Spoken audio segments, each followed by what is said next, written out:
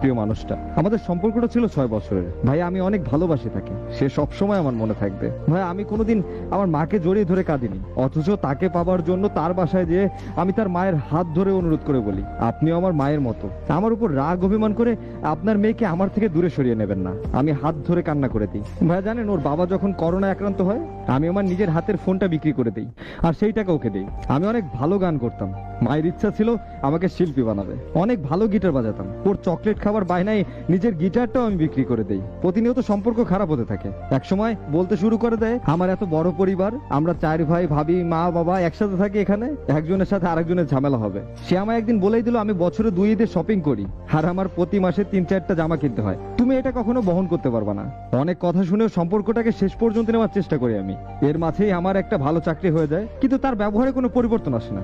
একদিন তার বাবা ফোন করে বলেই দিল, আমি যদি তার মেয়েকে কল করি তবে আমার নামে নাকি সে অ্যাকশন নিতে বাধ্য হবে। জানেন ভাইয়া, সেদিন আমি কোনো উত্তর দেই নাই, তাকে সালাম দিয়ে ফোনটাকে রেখে দিই। বুঝে গেলাম আমার ভালোবাসাটা এখানেই শেষ। হয়তো একদিন অফিস থেকে আসতেই আমার বন্ধু কল করে বলে একটু যেন দেখা করি তার সাথে। তখন আমার সেই বন্ধু আমাকে জানায় আজ ওর গায়ে হলুদ। আমার তখন পায়ের তল থেকে মাটি সরে যাচ্ছিল। আমি ছুটে যাই ওরে নিয়ে আসার জন্য। আমার ভাইয়া ভাবি ছোট নিষ্পাপ ভাতিজিও কান্না করে দেয় আমার চোখের পানি দেখে। আমার সব বন্ধুরা আমার সাথে যায়, আর যাওয়ার পরে আমি শুনি যার সাথে তার বিয়ে হচ্ছে তার সাথে গত 3 মাস যাবত তার সম্পর্ক। ইভেন এটা একটা প্রেমের বিয়েই হচ্ছে। সেদিন আমার ভাইয়া একটা কথাই আমাকে বলছিল, ক্ষমতা দেখায় হয়তো আজকে ওরে নিয়ে যেতে পারি, কিন্তু ভাই তুই কোনোদিন সুখী হইতে পারবি না। আজ ভাইয়া আমার মাসে যা ইনকাম হয় তা দিয়ে আমি একটা পরিবার অনায়াসে চালিয়ে দিতে পারি। ভাই শুধু তাকে লেখা আমার একটাই মেসেজ থাকবে, চাঁদের বিকল্প কিছু নাই, তাহলে সূর্যেরও নয়। কষ্টের পরিবর্তে কেবলই কষ্ট।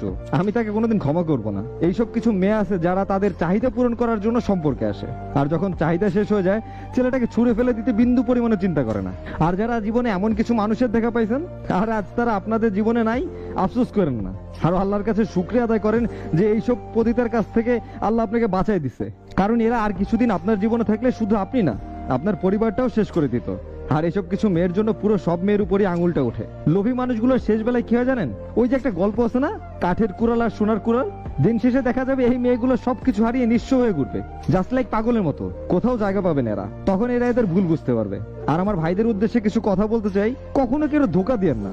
ধোকা শব্দটা অনেক খারাপ, ঘুরে ফিরে নিজের দিকে চলে আসে এটা। কেউ কখনো কেউকে ঠকে ভালো থাকতে পারে না, ভালো থাকা সম্ভব না। প্রেম ভালোবাসা থেকে খুব কম মানুষই ভালো আছে। যারা ভালো আছে তারা অনেক ভালো আছে, আর বেশিরভাগই তাদের হাসি মাখা মুখটা হারাই ফেলছে। আর ভালোবাসার আগে একটু খোঁজ খবর নিয়ে দেখেন যে যাকে এত ভালোবাসতেছেন সেই মানুষটাই ভালোবাসা পাওয়ার যোগ্য। তো অযোগ্য মানুষকে সিংহাসনে বসালে যেমন পুরো রাজ্যটাই শেষ, তেমনি ভুল মানুষকে ভালোবাসলে কিন্তু আপনার জীবনটাও শেষ। তাহলে ভালোবাসার আগে মানুষটা ভালো কিনা, আর এই মানুষটা সারা জীবন আমার হাতটা শক্ত করে ধরে রাখতে পারবে কিনা, সেটাও একটু ভেবে দেখতে হবে।